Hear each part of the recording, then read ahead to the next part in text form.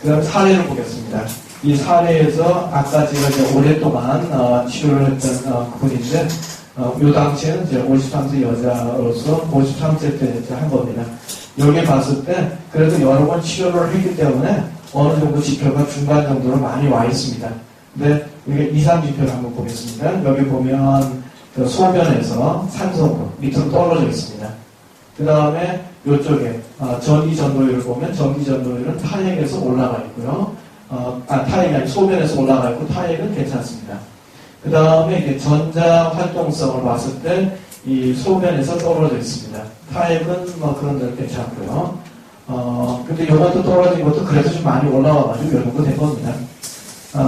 그 다음에 이게 세포 막추화성은 카타볼릭, 그러니까 이 이화, 세포막을 깨서 쓰는 쪽으로 이렇게 흘러가 있는 거고요. 그 다음에 나머지 지표는 괜찮은데, 요게 단백질 이용률이 이게 12 정도로 나와서, 그게 보통 16에서 18은 맞아도 14 정도는 돼야 되는데, 이게 12 정도는 많이 떨어져 있습니다. 그래서 이상은 몇 가지가 이상이 나오는데, 이 사람의 주 증상은 뭐냐면, 이 비만 치료를 합니다. 체중 감소를 하는데 굉장히 집착을 했고요. 리더붓을 사용하는데 이게 세로토닌과 노르에피네프린을 작용하는데 지금은 아마 부작용 때문에 식약청에서 허가를 취소했나 아마 그럴 겁니다. 그 다음에 그래서 이 사람의 증상은 쉽게 지친다, 춥다, 그 다음에 불면이 있고 두통이 있다. 물론 이제 이 노르에피네프린이 불면 두통도 좀 일으킬 수 있긴 합니다만 근본적으로 요걸 보니까 단백질 이용률을 보니까 단백질을 많이 집어넣지 않죠. 다이어트에 아마 여파였을 거라고 생각이 듭니다. 그리고 이상을 봤을 때 전기 전도율이 높기 때문에 소듐은 많이 흡수를 합니다. 그래서 심혈관계의 문제는 조금 고려해 볼 수가 있고요. 그 다음에 세포막에서는 세포막을 깨서 쓰는 쪽이고 이렇게 깨서 쓰는 게 에너지를 더 많이 쓰는 쪽이니까 그러면 이 리덕트리라고 하는 약을 사용해서 그럴까? 그럴 가능성은 전혀 배제할 수는 없는 것 같습니다.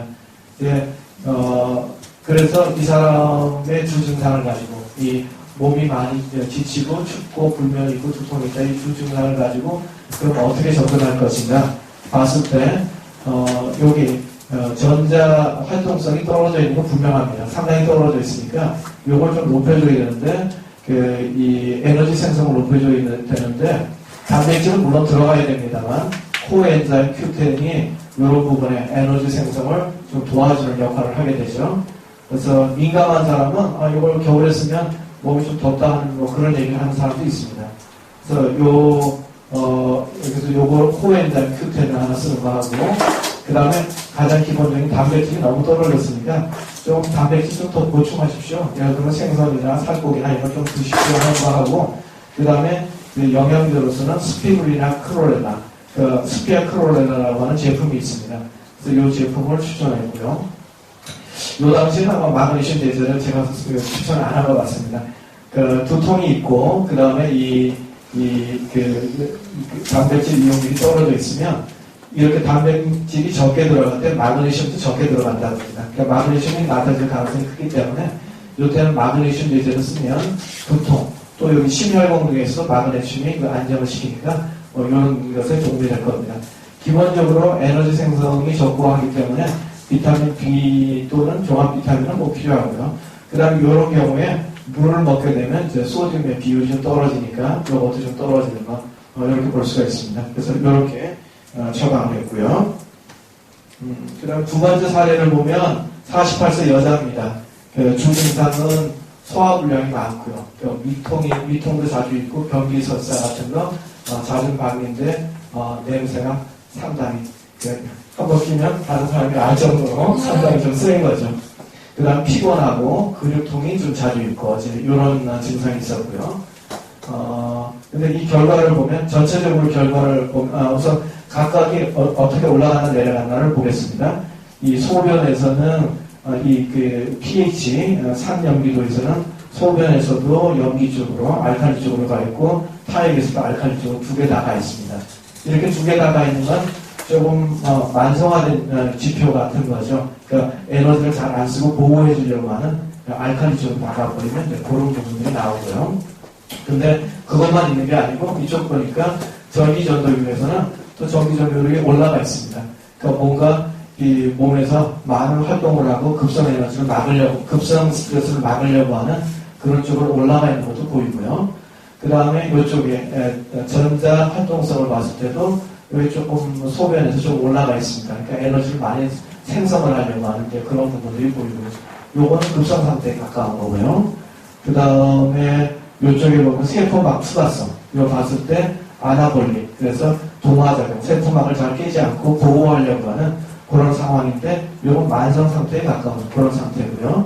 그 다음에 이쪽에 이 복합당 생성을 보면 복합당은 좀 많습니다. 그래서 이거는 급성으로 또 많이 쓰려고 하는 뭐 그런 상태. 이제 이유경 원장님 도표를 보니까 급성 상태에서 많이 쓰기 때문에 떨어진다고 하는데, 요거는 보이고, 그 다음에 이제 단백질 이용을 봤을 때, 요거는 14가 나와서 걸리긴 하는데, 그냥 봐줄 수 있는 그런 정도까지는 되는데, 요 기운이요. 들어온 거하고 나가는 기운이 상당히 차이 납니다. 이게 한 4인가요? 4인가 5가 좀 차이가 4가 정도 차이가 나서, 상당히 많이 차이 납니다. 그러니까, 그 장내 세균에 의해서 부패한 것들이 많이 흡수된다는 그런 얘기죠. 그래서 이렇게 봤을 때 전체적으로 보면, 부적응 단계, 그래서 스트레스의 중간 단계입니다. 급성, 만성이 아니고 중간 단계 정도다. 이렇게 평가할 수가 있겠고요. 근데 요거 단백질 이용률에서 인풋, 아웃풋을 봤을 때 이렇게 차이가 많이 나기 때문에, 이 장내 세균이 많구나 하는 거 하나 하고, 그 다음에 이쪽에 타액에 알칼리로가 있기 때문에, 이렇게 위산이 제대로 안 나오는구나. 위산이 제대로 안 나오면 균을 제대로 못 죽이면서 장내 세균이 많을 수 있겠다. 요건 잘 일치하는 부분이죠. 그래서 이런 부분에 이제 타겟을 둔다 그러면, 좀 소화를 좀 도와줘야 되겠구나. 근데 베타인 HCL이 지금은 저희가 거래하는 데도 없습니다. 옛날에 있었는데, 제가 좀 썼었는데, 다른데 인터넷에 찾아보니까 베타인 HCL이 있더라고요. 이건 뭐 하느냐면, 위에 산성을 위에에게 산성을 높여줍니다. 위산을 좀 강화시켜주는 효과가 있고요. 그 다음에 유산균 제제를 쓰면 좋겠다. 지금 아직 실행을 못했습니다. 오메가3 하나만 줬는데, 그래서 유산균 제제를 주면 좋겠다. 해가지고 이렇게 되면 이제 위를 강화시켜주는 거죠. 유산균 제제도 옛날에 35억 마리가 나온 게 있었어요. 지금도 팔고 있는데 최신 35억이 아니고 1000억 마리. 한국에서 아마 제일 세다고 합니다. 그거를 요새 이제 발매한다고 저한테 이렇게 안내를 해줬습니다. 그래서 요거를 구해볼까 지금 이제 생각하고 있고요. 그리고 이제 오메가3. 왜냐하면 세포막 투과성이 지금 이제 단단하게 돼 있으니까 좀 풀어주려고. 그 다음에 이제, 그렇게 오메가3하고, 기본적으로 에너지를 더 많이 쓰고 하니까, 그리고 피곤이 자주 있으니까, 비타민 B나 또 종합 비타민, 그 다음에 여기에 이제 전기 전도율이 높으니까, 물도 많이 마실 것, 그리고 알고 보니까 이제 스트레스가 많단 말이죠. 그래서 신경을 많이 쓰기 때문에, 운동과 스트레스, 이런 거, 운동을 해가지고, 또 그거 외에 스트레스를 줄이는 것들을 연구할 것 해가지고, 이렇게 이제 시행을 하고 있고요. 이 운동 시행은 상당히 도움이 됐어요. 그러니까 스트레스가 줄어들어서 활동에 또 움직이면 장애 활동에도 도움이 되니까 이거 상당히 도움이 됐고요. 그 다음에 아버지는 지금 제대로 안 하고 있어요. 그래서 좀 다시 한번 강조해가지고 제대로 하도록 그렇게 할 예정입니다. 참고로 또 얘기 드리면 지금까지 영양제를 취급하다가 영양제를 싹 없애버렸어요. 그때 이유가 있어서 없앴다가 지금 다시 들어오려고 합니다. 그래서 이제 지금 예정에는 4층에서 관리하려고 하니까 다른 층에서도 있으면 4층에서 요청해가지고 쓰십시오. 그래서 필요한 거를 채우려고 지금 하고 있습니다. 그리고 이제 이건 아닌데 영양제 하나를 더 소개하면 코르티신이라고 하는 영양제가 들어와 있는데요. 그건 뭐냐 하면 포스파티드 세린이라고 하는 영양제인데 이제 대두 큰 콩 추출물인데 그거는 상당히 정신과에서 쓸 수 있는 좋은 겁니다. 그러니까 치매 예방에 효과가 있습니다. 그 다음에 이제 우울증이라든지 이런데 그 부분에 보조적인 효과가 있고요. 치매 예방 효과는 영양제에 치매 예방 효과가 있다라고 붙일 수 있도록 미국에서 허용이 됐습니다. 웬만한 영양제는 영양제에다가 이런 그 건강 기능에 대해서 직접적으로 설명하지 못하게 되어 있습니다. 왜냐하면 실험을 해봤더니 효과가 확실치 않더라는 것들이 많거든요. 그런데 이거는 붙일 수 있도록 되어 있어서 치매 예방에 도움이 되니까 그것도 들어오려고 하는데 필요하면